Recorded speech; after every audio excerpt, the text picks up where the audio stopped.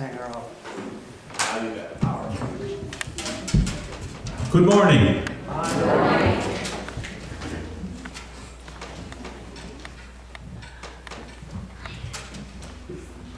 Sun always shines in Farnborough.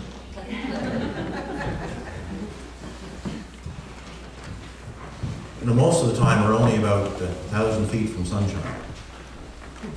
Just get above those clouds. The sun is always there, isn't that the truth? You just got to find it. I want to thank you folks for welcoming us into your church family, to your life this morning and last night, Reverend Daphne and the whole church for inviting us. We have certainly enjoyed the time that we spent and look forward to being with you this morning as well. And so it is our joy to share in Reverend Daphne called the message in song.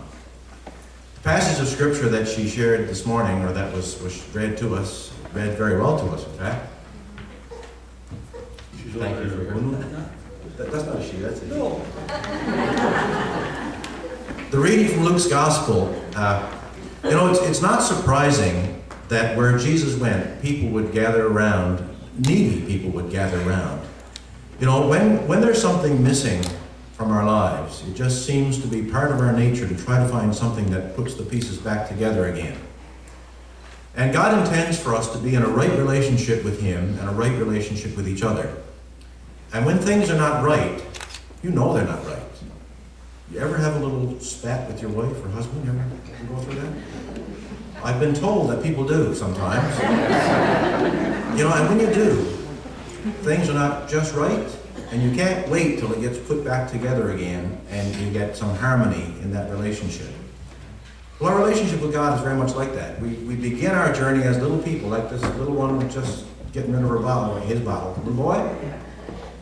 And that's where we begin, with harmony with God. I mean, that is a beautiful thing in my sight and for sure in God's sight. And that's how He sees us still.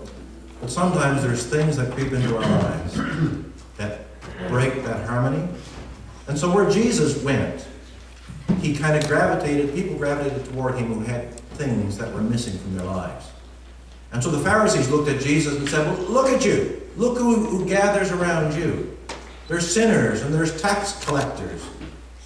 Well, of course they do. Because they're looking for something. They're looking for that missing piece in their lives. And so Jesus tells a story to the Pharisees to try to make that point. And He talks about the lost sheep. Because those folks could relate to sheep and shepherds. That was their way of life. And if someone lost a sheep, you feel bad about that. When you get it back again, you feel good.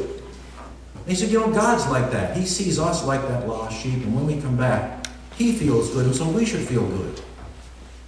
Then He talked about the woman with the coin. 10 coins and one gets lost.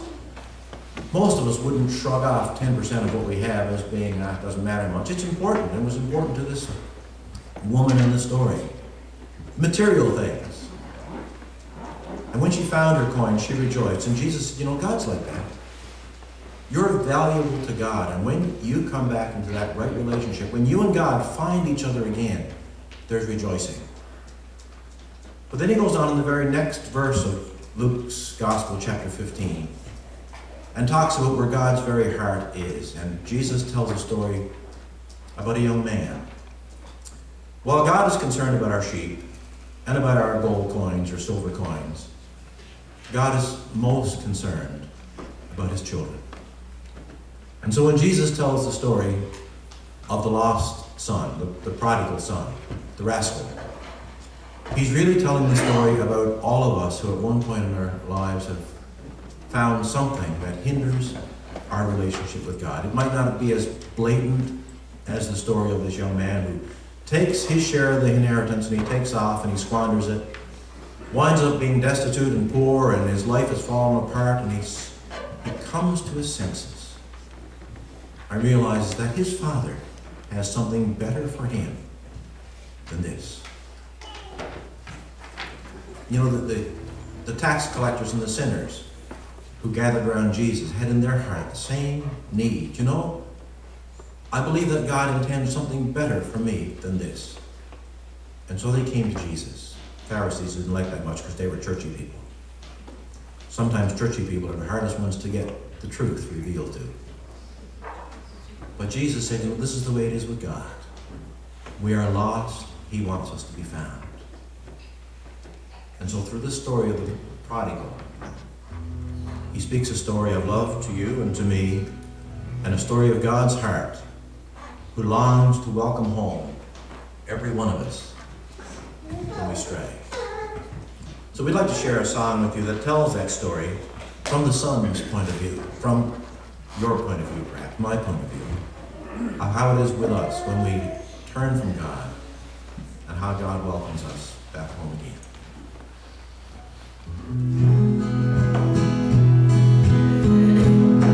It's over now. It's over, I'm going home. It's over now. It can't be long. The prisons of my past couldn't hold me, I'm free at last. My Father, I see his arms reaching for me. It's over now. When I look back to yesterday and I'm on the many years I've wasted, and I think about the many nights of hunger that I spent out in the cold, I remember warming by the fire in Father's house, the food I would taste it, and knowing that the life I needed is needing love and lost back there at home. It's over now. It's over, I'm going home. It's over now. It can't be long. The prisons of my past couldn't hold me, I'm free at last. My Father, I see his arms reaching for me. It's over now. I can hear my Father saying, go kill the fatted calf, spread a table, and then go and tell the singers to prepare to sing the welcome song. Then bring the finest ring of gold, and with it bring the finest robe of silk, to spread upon the tired and weary shores of my child who's come home.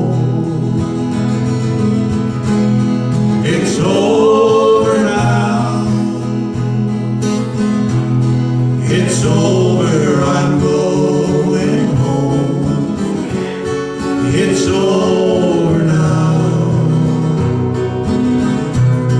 It can't be long. The prisons of my past couldn't hold me, I'm free at last. My Father, I see his arms reaching for me. It's over now. My Father, I see his arms reaching for me. It's over now.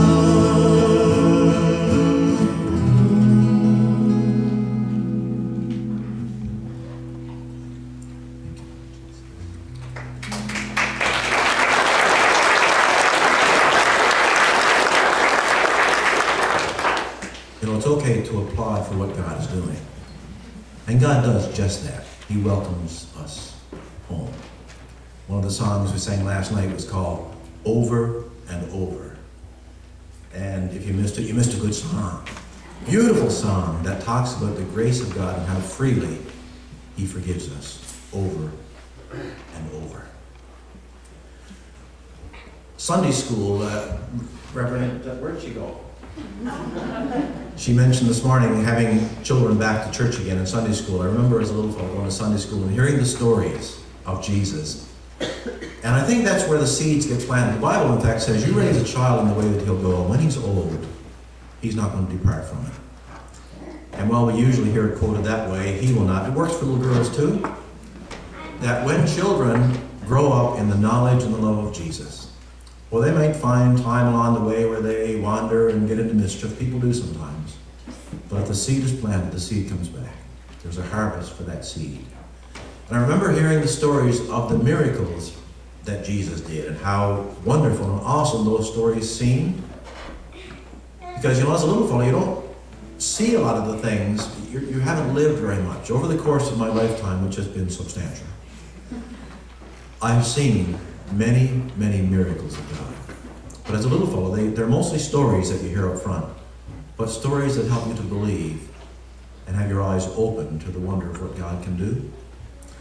Freeman introduced me to a song a little while back that talks about some of the miracles of God, and I want to share that with you. We want to share it with you this morning of just some of the stories of the work that God does in people's lives. Did you want to say something? Did you want to say something? No, I'll just sing.